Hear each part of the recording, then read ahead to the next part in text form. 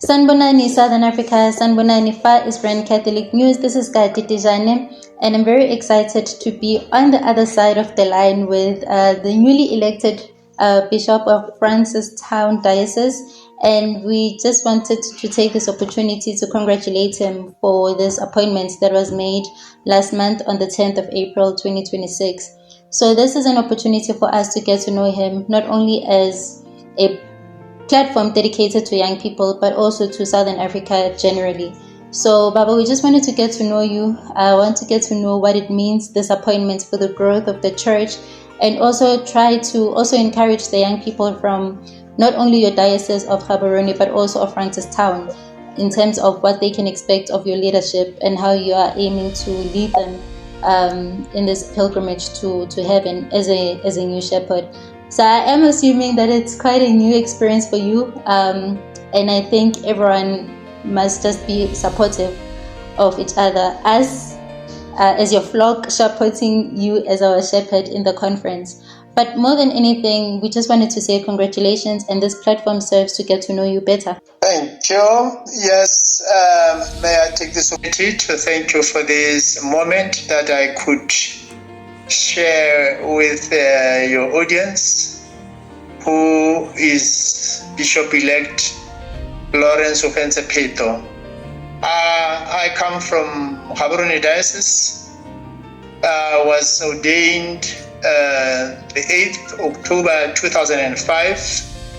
I have been a priest for 20 years, and I have been serving under the Diocese of Gaborone, having served in a number of parishes, minor seminary, and currently I'm working at St. Teresa Catholic Mission in Lubatse, the southern part of Botswana. And I happen to be the one that the Holy Father, through the guidance of the Holy Spirit, chose me that I be the leader, the servant of God in the Diocese of Francistown. And I have accepted after quite a lot of thinking and praying, but eventually I accepted to be ready to serve God in the Diocese of Francistown, serving the people, and still considering myself not that old, but I believe that, as you asked what I could say to the youth, that I feel I'm not far from them. At the same time, the responsibility of a leader means you are open for everybody. So probably this is what I could say about myself for now. Thank you so much, Baba, for such a great introduction. We've also watched, you had a conversation with the SCCPC pertaining to how your journey began. And it's one that, in a way, it feels like close to home, in the sense that your priesthood journey started by you serving on the altar. And a lot of priests who I've had conversations with, even some of the bishops, said that it all started there. Now, for me, I just would like to ask, when you reflect back on your calling, as well as also at the same time encouraging young people in terms of this discernment to this vocation, how would you, from your experience, advise young people to consider the discernment to a priestly or religious life vocation, from your experience being an altar server? Because you can be passionate on serving the church generally, whether as an altar server, as a child of Mary, as a youth, or as a choir member. But how do you know that this is a seed that God is planting in you to be either a priest or a sister? Yes, how one happened to experience the vocation, especially to this noble vocation to priesthood, it is quite unique sometimes to an individual. But one thing I can say, definitely inside one's heart, you will feel like, though you are aware what priesthood is all about, you could look at it from far and you could say this seemed to be a challenging vocation.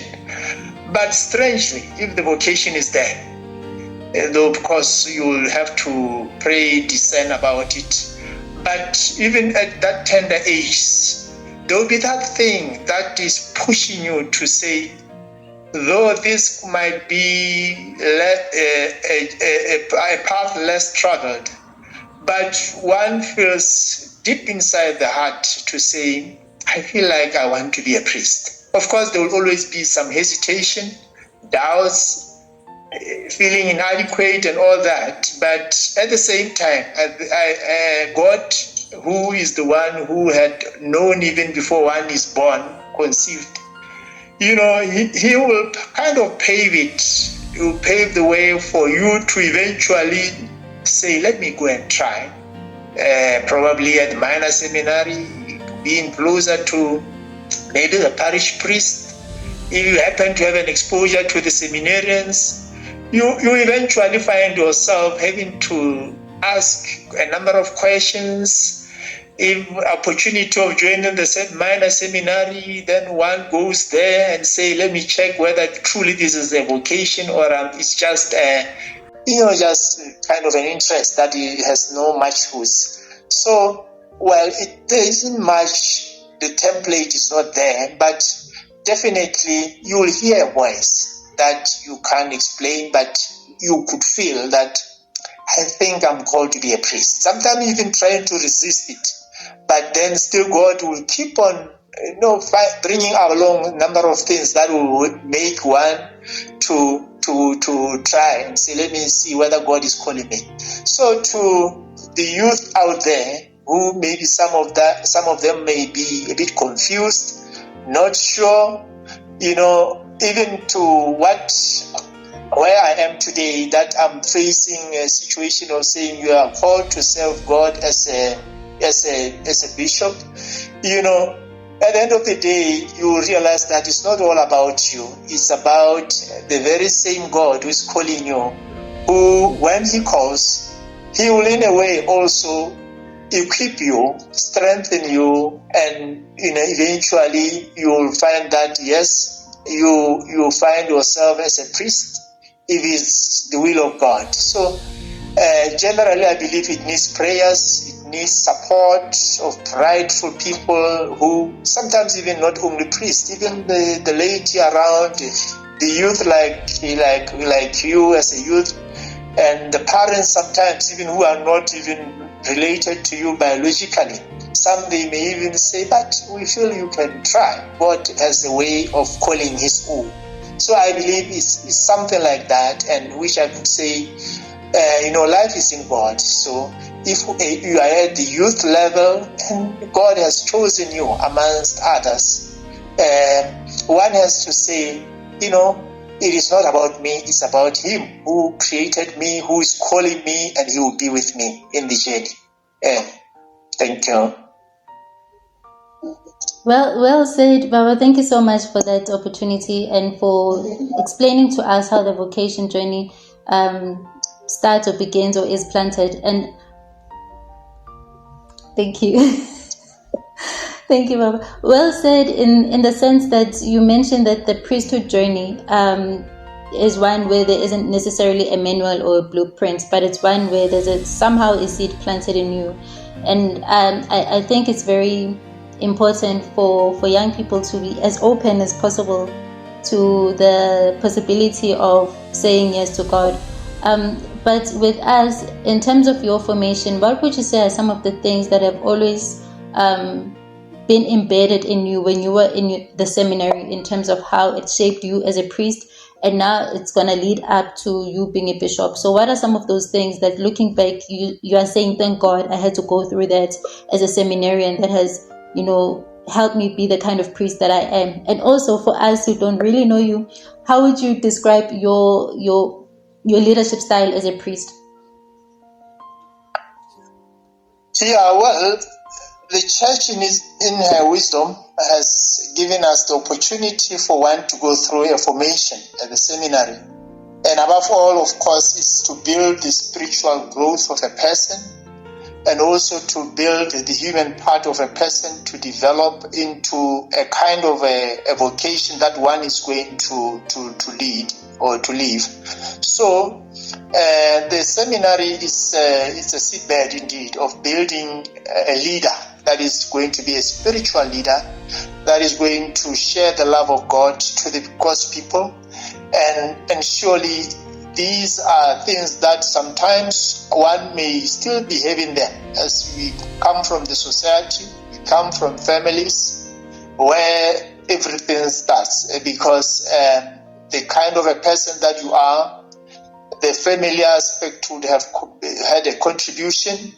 The community that one is coming from, it could be from the church side, it could be just the community in general. Sometimes even some people can even say, when we look at you, we can see that you are not like other youth.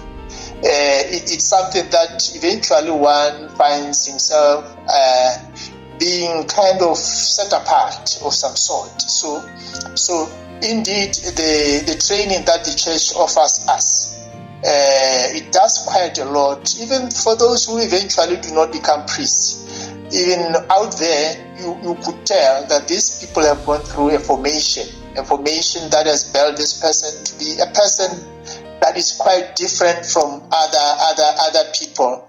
So it's quite important to appreciate the reality that we undergo through formation indirectly and directly, especially when we are at a seminary, because there it is intentional. The church knows it's building a leader who is going to lead all sorts of people, and one has to be kind of equal to that task. Of course, knowing that God will be the one that is leading us with His wisdom and all that. So using our talents, he brings out a leader for his people. So in a way, I can say the seminary formation does quite a lot. Sometimes, fortunately, we already come with some attributes that are quite good, and then in that way, it will be just adding on to what maybe what was there already. But of course, then when you eventually are ordained, you are now going to live that very vocation that is now being among the God's people, being there for them. They look up to you as their leader, as their spiritual father. They expect your presence to be there for them because you are a priest for them, and hence my understanding of being a priest has always been trying to be there for God's people, try to administer the sacraments, that they feel that, we have a shepherd in our midst. So that has been what was driving me, that I'm in this so that I can really be the hands of God, I can be the mouth of God, and I'll try as much as possible even to show that love, if it might be in a small way, but it has to make people feel that, yes, I experience the love of Christ through my pastor. And in that way, I believe that's what has been driving me throughout these years. And it has made me fulfilled in how much I was trying to serve God's people. So you have a background, a licentiate in canon law, and that has also equipped you in terms of your ministry in the tribunal in your diocese. And we have noticed, I think, also my own personal observations and the things we read about and see about the crisis of the family life, where we see, child-headed families, people that come from broken homes. And I think it's important also to try restore family life for us to be able to also restore or help with our vocations as young people. From your experience, how can the church be as supportive in terms of building the family? Because that is where we get our priests, that's where we get our sisters. So from your experience in terms of the things that you see and experience and you accompanying families, how can you help restore families to be look up to the Holy Family that is Mary, St. Joseph, and Jesus Christ? So how can, from your experience, the local church try to restore family, try to bring peace among family life so that we can nurture and help the vocations that we so badly need as well? as much as we are happy that the bishops are elected and the church is growing locally, but the foundation phase, especially with families and young people coming from broken families, how can we as a church collectively work together from the experience that you have as in the tribunal? Yes, thank you. An opportunity that I had of working in the Diocesan Marriage Tribunal has really brought this reality of a challenge that is there in marriage. You say marriage is under attack, and to the extent that some even people believe that if only I can live as a single person, no marriage, because marriage seems not to work, and some people believe really marriage is not something that is I even sometimes feel like people feel like it has lost what it is, that it is something that God has given us from time of creation. That's the gift that came from God. And it's so sad to realize that, yes, indeed, marriage has lost its value, what it is, what God intended it to be to us. So much that, sometimes I wonder whether the people fully understand when they prepare and when they eventually stand in front of the altar and exchange their vows before God to say, I commit to be your wife, your husband, and know that it's lifetime commitment. So, first and foremost, I believe when I reflect on what I have experienced through these tribunal processes, I've realized that we really have quite a lot of work to do as a church, that we need to really start at the tender age to try to build men and women who are going to be truly human, because I believe God has made us good. We are good by creation. But, when people commit to marriage, sometimes I experience situations whereby I felt this marriage could have been saved. But sometimes, even what made it to break, when you look from outside, you say, but really, could this not have been solved one way or another? So at times you even question the intentions of people to marry, because there are times when one even wonders whether the intention of all the parties, both parties, whether they came into this really with a good intention, because it doesn't mean in a marriage it's going to be smooth. Even the Holy Family, you can imagine what they had to go through. Joseph had to run away with Mary and Jesus, having to move from there to there. Obviously, they were struggling. It was a poor family, and they had to embrace all the challenges. Joseph was ready to play his role as a husband. Mary was able to play a role as a wife. And Jesus was ready to be a child to Joseph and Mary. So you could see that really through this Holy Family, we can learn a lot to say it was not easy, and even when God said to Joseph, continue to be the husband of Mary, of whatever that happened is by God's power. And Joseph embraced that. Mary also, she had also challenges, but she embraced that. But what I strongly believe is that we need to do a thorough preparation to the people who get married, canonically, to talk of the processes of preparation, which are at an early age of a child, and then when it is so closer, and then after, even post. That's why it is important that all those processes could take place from child to youth to the point of when they are now ready to marry, and even afterwards, the support that we offer to them thereafter. I believe as a church we really have to keep on safeguarding the couples against, maybe we join with them to see to it that really they grow in loving each other, because most of the time they grow eventually in losing to love each other, and eventually it leads to divorce. Unfortunately, we face a situation of broken families where children are going to be born there, and they eventually become, victims. You can imagine in the father and the mother, they are not in talking terms even after divorce and all that, and it means that we are building a society that is not happy, that has experienced the fights between the parents, and you can imagine what this means to this child who is growing under this condition.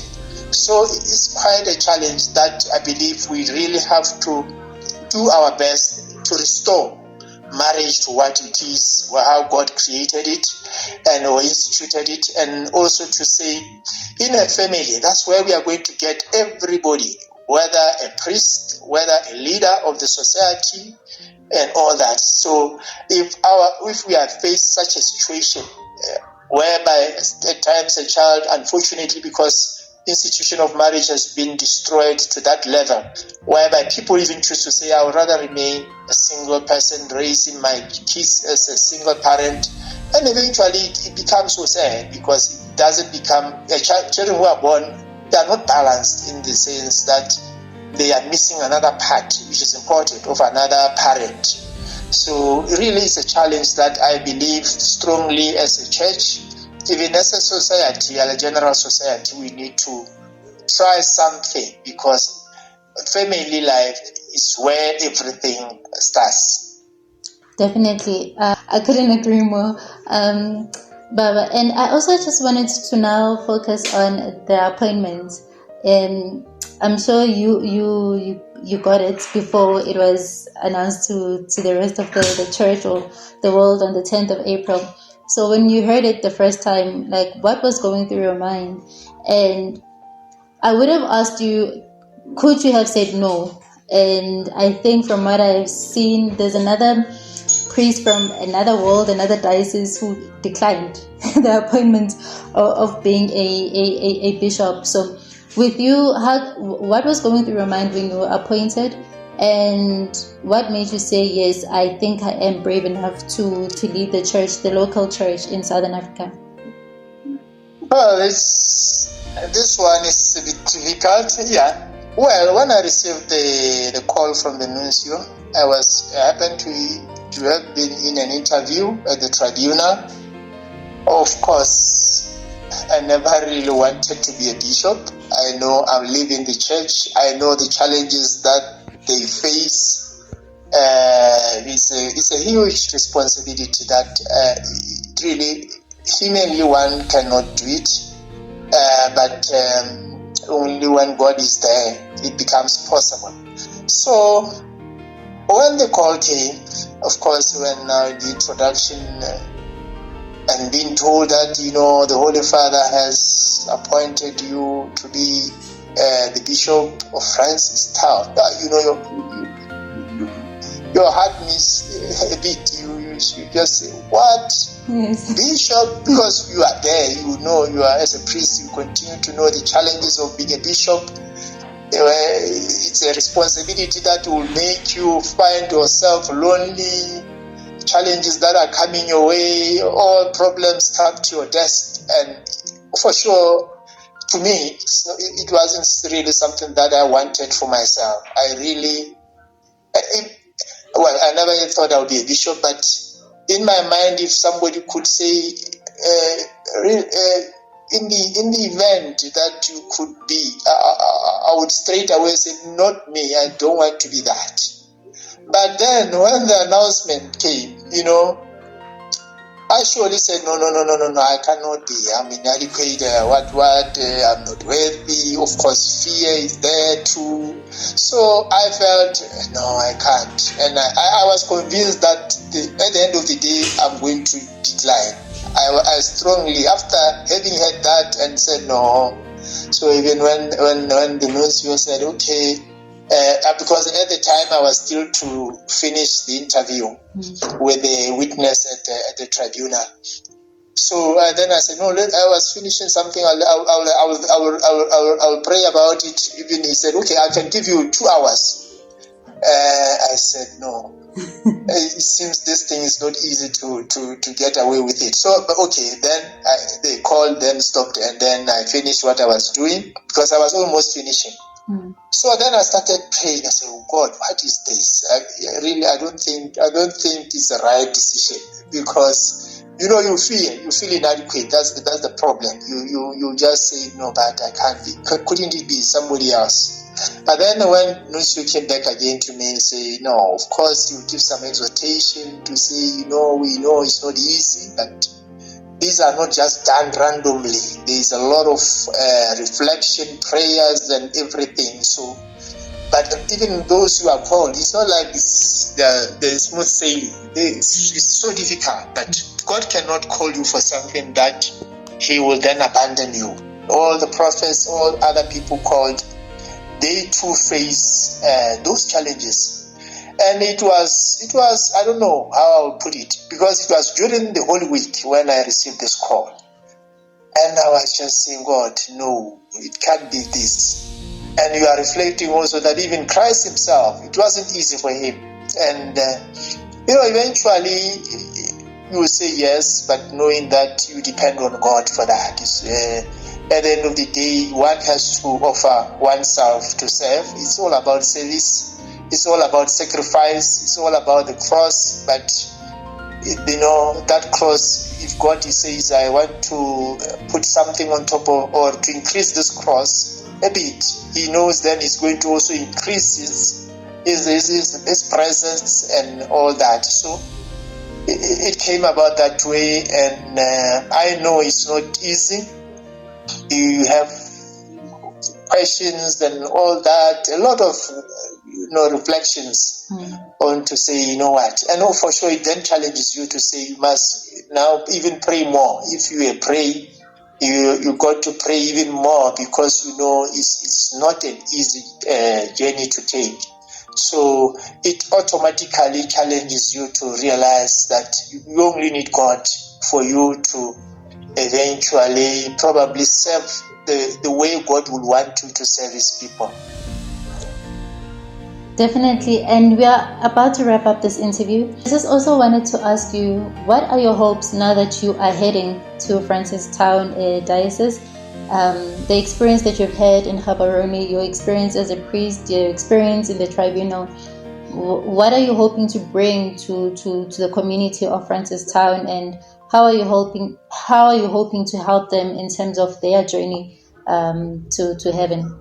Well, I believe as I'm entering into this new diocese, which has already had shepherds before me, 2 predecessors who really have done quite a lot as to where the church is. And I see a lively church in Francistown. I see a church that has a potential even continue to grow more. I see the priests, the religious, and the laity who are just ready to be joined by another Christian like them who is going to journey with them.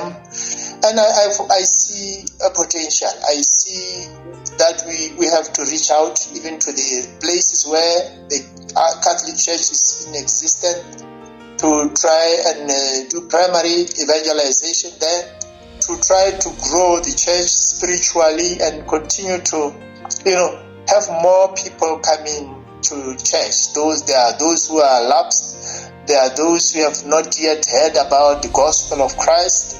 There are those who happen to have been in another church for one reason or the other. So I believe really through the teamwork, collaboration of all members of God's Christ body, I believe we have a lot that we can achieve together, and I'm trusting on the support of everybody in Francistown, and I believe together we can bring God's kingdom even to the greater level. Okay, thank you so much, Baba, for this opportunity. So now, I would like for you to please officially invite us to your episcopal ordination on the 27th of June. If you can share a message of thanksgiving to the Holy Father, who is celebrating 1 year as a Pope today, as well as also inviting us. In Tolu's name, please invite us. Yes, thank you. Yeah, it's a privilege. It's a special day today for the Holy Father. We thank God for the gift of him. We continue to pray for him that as He leads the church in these challenging moments. He needs our support. We need to pray for him. We need to pray that he will be strengthened to face even the challenges that will come, because the devil never rests. So we continue to pray for him, and we pray for the church at large. And we are looking forward to the 27th of June. You are invited. I'm looking forward to seeing you there, and to pray for me. And I promise you my prayers. And I say to your viewers, also they be blessed by God and love your channel also. And that is maybe what I could say. We are all looking up to God to be with us during all this time, and God remains with us even beyond the 27th of June 2026. To everybody, may the good Lord bless you all. Thank you.